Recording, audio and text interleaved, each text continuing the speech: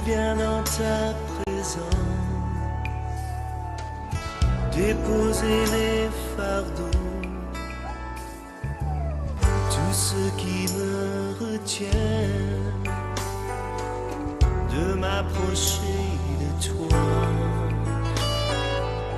Tu es mon bouclier, mon abri, mon seul bien. Vers toi, Seigneur, mon Dieu, je veux lever les mains. Ton nom est grand, ton nom est saint, ton nom est digne de louange. Matthieu chapitre 21, verset 22, c'est ça? C'est ça. Tout ce que vous demandez. Oui, moi j'ai la version. Si vous avez la foi, vous recevrez tout ce que vous demanderez dans la prière. Ça c'est parole de vie. Amen. Alors, tout ce que vous demanderez avec foi par la prière, vous le recevrez. Amen. Alors, bien aimé dans le Seigneur, on est en train de parler sur la prière. Amen. Et là, nous parlons de la prière de notre Père. On parle de la prière de chaque jour. On parle de la prière quotidienne. Amen. Et l'homme doit comprendre que nous avons besoin de communiquer avec Dieu à chaque jour. Est-ce que je me fais comprendre? Bien, mais si on n'a pas la foi, on ne peut pas prier Dieu. Parce que la Bible déclare que tout celui qui s'approche de lui doit croire qu'il existe. Alors si nous avons la foi, c'est alors que nous allons lui approcher. Maintenant, ce qui est important, c'est quoi? Ce qui est important, ce n'est pas parler avec Dieu. Mais ce qui est important, c'est d'être connecté avec Dieu. Bien aimé, on peut être là, en train de prier, mais on n'est pas connecté. Est-ce que je me fais comprendre ce soir? Oui. Alors voilà pourquoi moi je veux parler un peu de la restauration de la vie de prière. Alléluia. Il arrive des fois que nous ne sommes pas capables. Et quand on prie, on sent comme si on n'est pas connecté avec Dieu. Alléluia. Est-ce qu'il arrive aussi des fois des choses comme ça dans la vie des peuples de Dieu? La restauration, quand nous parlons de la restauration de la prière, c'est-à-dire qu'on doit normalement sentir que mon Dieu est là. Alléluia. Quand je prie, je dois sentir la présence de Dieu. Quand je prie, je dois avoir l'assurance qu'il est là.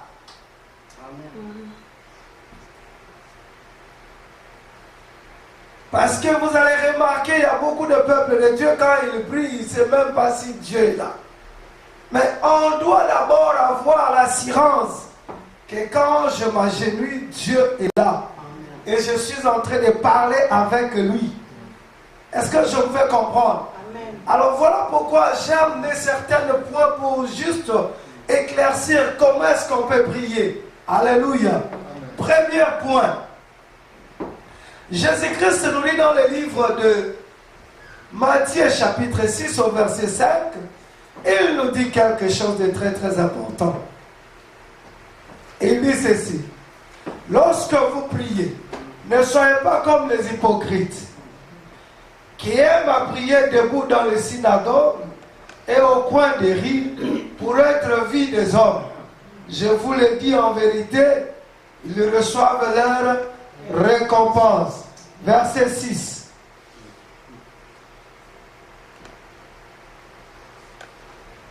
Verset 6.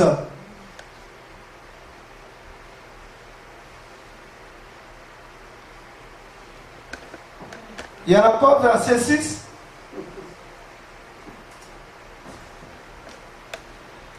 Mais quand tu pries, entre dans ta chambre, ferme ta porte. Point numéro 1, entre dans ta chambre, ferme Ta porte. Et puis ton Père qui est là, dans les lieux secrets, et ton Père qui voit dans les secrets, te les rendra. Donc, point numéro 1, bien aimé, quand on est dans... Parce qu'il ne faut pas oublier que, verset 4, entrez dans ces portes avec des louanges. Donc, la louange, c'est les clés qui ouvrent la porte. Alléluia. Ce que je vous fais comprendre. Il dit, entrez dans ces portes avec des louanges. Entrez dans ces portes avec des louanges. En d'autres termes, je vais commencer la prière. Je suis dans la présence de Dieu. Je ferme ma chambre. Maintenant, je vais entrer dans le parvis. Je vais entrer dans les lieux saints des saints. Je vais approcher les trônes. Alléluia. Et voilà pourquoi la Bible dit, entrez dans ces portes avec des louanges. Dans ces parvis avec des cantiques. Célébrez-les, bénissez-les. Bénissez son nom plutôt. Bien-aimés dans le Seigneur, on va remarquer que quand on chante pour notre Dieu, on ouvre la porte. Est-ce que je peux comprendre, bien-aimé? Quand on chante pour notre Dieu, on ouvre la porte.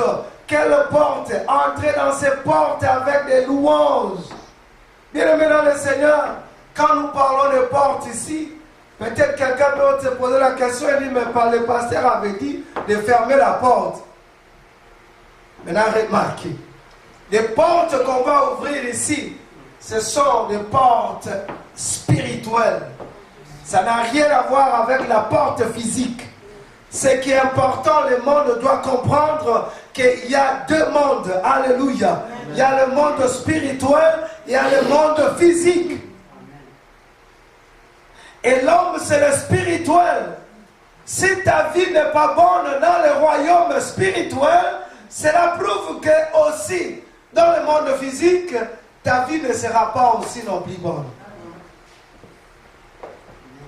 Alors, quand on parle d'entrer dans ces portes avec des louanges, on ne parle pas de la porte du temple, mais on parle pour pénétrer dans la présence de Dieu. Alléluia. Amen. Pour pénétrer dans la présence de Dieu, ça te prend des louanges. Il faut le louer, il faut l'adorer. Alléluia. Parce que la Bible déclare, l'heure est venue où les vrais adorateurs adoreront le Père en esprit et en vérité. Bien-aimés, quand vous entrez, il faut entrer avec l'attitude d'un adorateur. Parce que l'adoration, ce n'est pas chanter. Mais l'adoration, c'est le cœur. Ah. Est-ce que je vous fais comprendre? Il ne faut pas tout simplement attendre, Dieu n'est pas Google, pour aller faire des recherches, pour aller chercher des solutions. Mais on parle de la prière de chaque jour. C'est-à-dire que ma vie doit être continuellement dans la présence de Dieu. Et quand je demeure continuellement dans la présence de Dieu, c'est alors que j'aurai une vie victorieuse. Mais bien aimé dans le Seigneur, le grand problème avec nous, c'est quoi aujourd'hui? Nous devons savoir, comme je l'ai dit tantôt, l'ennemi ne peut pas enlever des pièges sur ton chemin parce que tu es un enfant de Dieu. Non, il y aura toujours des problèmes sur ton chemin. Mais quand les problèmes arrivent, tu ne vas pas parler beaucoup parce que tu as l'assurance. Peu importe ce qui arrive, j'ai l'assurance. Ça ne peut pas te bouger, ça ne peut pas te bousculer parce que j'ai l'assurance. Je partageais avec quelqu'un, je disais à quelqu'un, je dis, si moi je prenais ce que moi j'ai comme problème, je donnais ça aux enfants de Dieu, ils vont fuir même l'assemblée. Alléluia. Mais il ne faut pas regarder la grandeur de tes problèmes, mais il faut regarder la grandeur de ton Dieu. Bien-aimé dans le Seigneur, on appelle le Tout-Puissant. Si on l'appelle le tout-puissant, c'est-à-dire qu'il est tout-puissant dans le mariage, il est le tout-puissant dans tes finances, il est le tout-puissant dans la vie de tes enfants, il est le tout-puissant partout.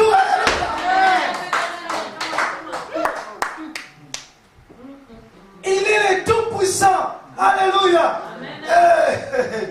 Moi, je ne sais pas comment toi tu les prends. Il est un Dieu tout-puissant et il veut à ce que ce peuple puisse rester demeurer dans sa présence à chaque jour. Est-ce que je me fais comprendre? Bien aimé, quand on marche dans l'attitude de la prière, quand on vit dans la présence de Dieu à chaque jour, bien aimé, on va sentir partout où on va passer, on sent l'assurance. On sent sa présence partout. Vous savez pourquoi? C'est parce que la Bible déclare au reste, fortifiez-vous dans le Seigneur. C'est-à-dire que moi, je n'attends pas pour me fortifier. Mais je vis constamment dans sa présence. Est-ce que je me fais comprendre? Je n'attends pas à ce que j'ai des problèmes. Enfin, je vais aller comme... Parce que Dieu, il n'est pas un parachute. Tu vois, les parachutes là, quand il y a des problèmes, là-bas, l'avion a des problèmes, on cherche des parachutes pour sauter. Là. Et quand on descend, pas, c'est fini, on jette ça, et puis, non, Dieu n'est pas comme ça. Il faut entretenir des relations avec lui à chaque jour. Est-ce que je me fais comprendre, bien aimé? La Bible déclare qu'Abraham était l'ami de Dieu. Pourquoi? Parce qu'il était avec lui. Constamment. Alléluia. Est-ce que je me fais comprendre, bien aimé? Quand on est constamment avec lui, c'est alors que tu recevras aussi des révélations. Même pour ta vie, même pour tes amis, même pour tes enfants. Est-ce que je me fais comprendre ce soir, bien aimé?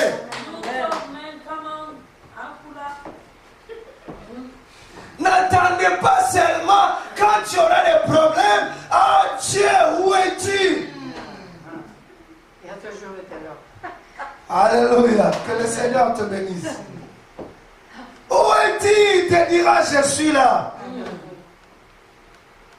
Mais comme tu n'as pas les oreilles, tu ne vas pas comprendre, tu ne vas pas l'écouter. Pourquoi? Parce que il va se cacher un peu. Alléluia, parce que la Bible dit cherchez-lui quand il est là, quand il peut se retrouver. C'est alors qu'on peut le chercher. Alléluia. Quand on l'abandonne, on s'éloigne de lui. Il s'éloigne aussi de vous. Est-ce que je me fais comprendre? Il est comme ça, bien aimé. Aussi longtemps que tu n'entres pas en profondeur pour le chercher, bien aimé, tu ne le verras pas. Mais quand on entre en profondeur, c'est alors que lui aussi dira, ah, mon fils là, il m'a cherché beaucoup. Il faut que je me révèle à lui maintenant. Est-ce que je me fais comprendre, bien aimé? L'évangile de Jean, chapitre 1.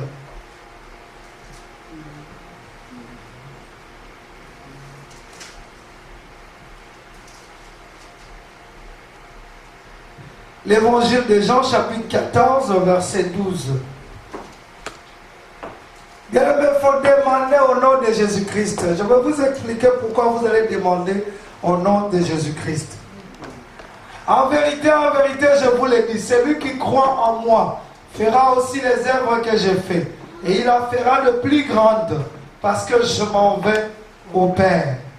Verset 13. Et tout ce que vous demanderez en mon nom, et tout ce que vous demanderez en mon nom, et tout ce que vous demanderez en mon nom. Ici on parle le nom de Jésus. Amen. Oui. Et tout ce que vous demanderez en mon nom, je le ferai afin que le Père soit glorifié dans le Fils.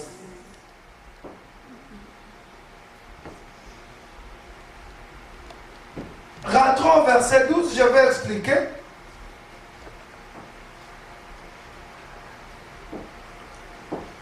Oui, je vous le dis, c'est la vérité. Ça, c'est parole de vie.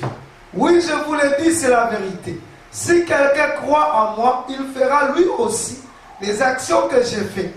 Cette personne fera même des actions encore plus grandes, parce que je vais près du Père.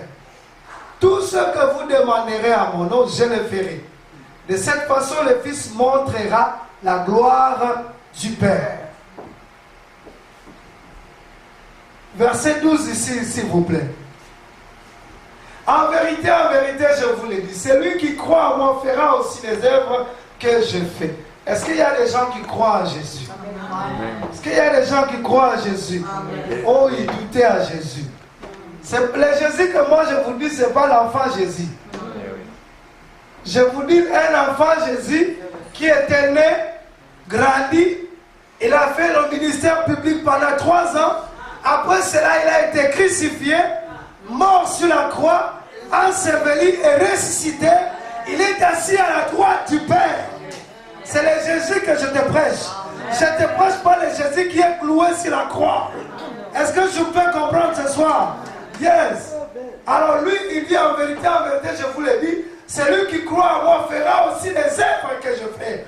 Pourquoi il le fera? C'est parce que Jésus lui-même, il est assis à la droite du Père, en train de veiller sur sa parole. Oh my God. Amen. Voilà pourquoi il dit, en vérité, je vous le dis, celui qui croit en moi fera aussi les œuvres que je fais. Et il en fera de plus grandes, parce que je m'en vais au Père. Verset 13. Maintenant, remarquez, et tout ce que vous demanderez à mon nom. Ici, quand on parle de demander ici, ce n'est pas les demander que tout le monde connaît. Là. Ce n'est pas les demander que je viens, juste pardon, donne-moi. Non, c'est pas ça. Les demander ici, ça nous donne normalement quelque chose qu'on va aller ravir dans le maître de l'ennemi. Amen. Suivez ça très bien. Parce qu'on le fait dans le nom de Jésus. Et tout ce que vous demanderez en mon nom, demandez ici, ce n'est pas aller quémander. Non, mais par contre, si vous regardez dans les textes hébreux et grecs, demander ici, c'est dans le sens d'aller récupérer ce que moi j'avais. Parce que Dieu ne te bénira pas aujourd'hui. Dieu t'a déjà béni. Mais par contre, ta bénédiction est saisie quelque part. Est-ce que je peux comprendre, bien aimé? Voilà pourquoi vous allez remarquer, il arrive des fois que nous avons des projets, ça ne marche pas. Pourquoi? Parce qu'il y a quelque part quelqu'un qui l'a retenu.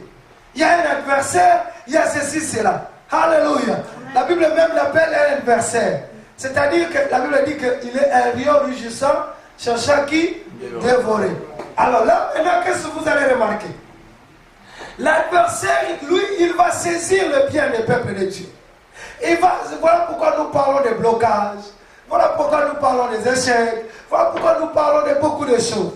Maintenant, quand Christ nous donne, maintenant, il dit tout ce que lui, il a fait, nous aussi, on est capable de le faire. Maintenant, remarquez, ici, on va aller récupérer ce que l'ennemi a volé. Donc, quand on dit,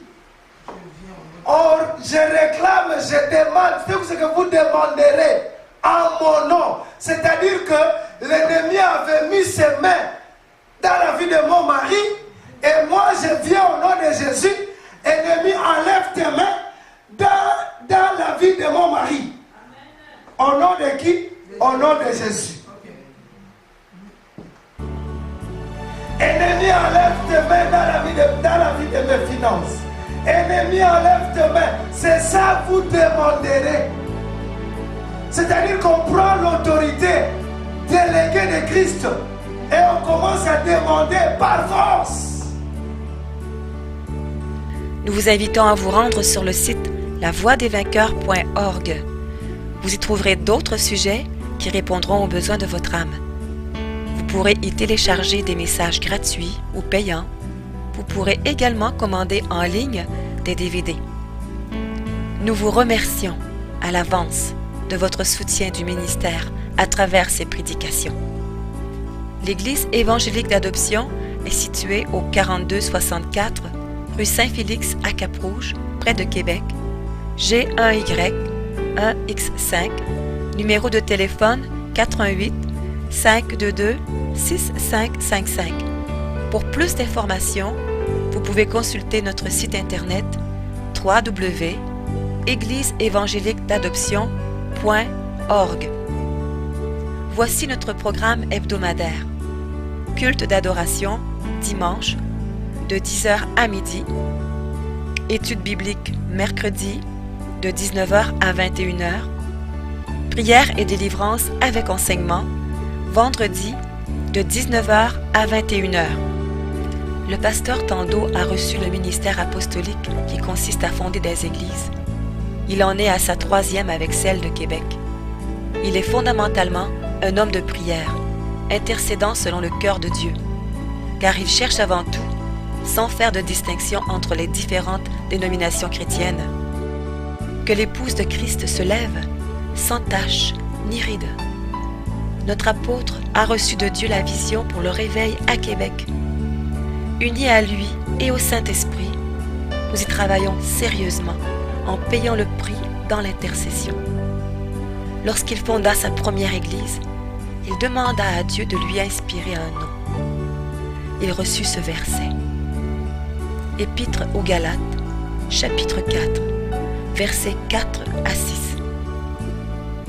Mais lorsque les temps ont été accomplis, Dieu a envoyé son Fils, né d'une femme, né sous la loi, afin qu'il rachetât ceux qui étaient sous la loi, afin que nous recevions l'adoption. Et parce que vous êtes fils, Dieu a envoyé dans nos cœurs l'Esprit de son Fils, lequel crie « Abba, Père !» Ainsi, tu n'es plus esclave, mais fils. Et si tu es fils, tu es aussi héritier par la grâce de Dieu. Amen.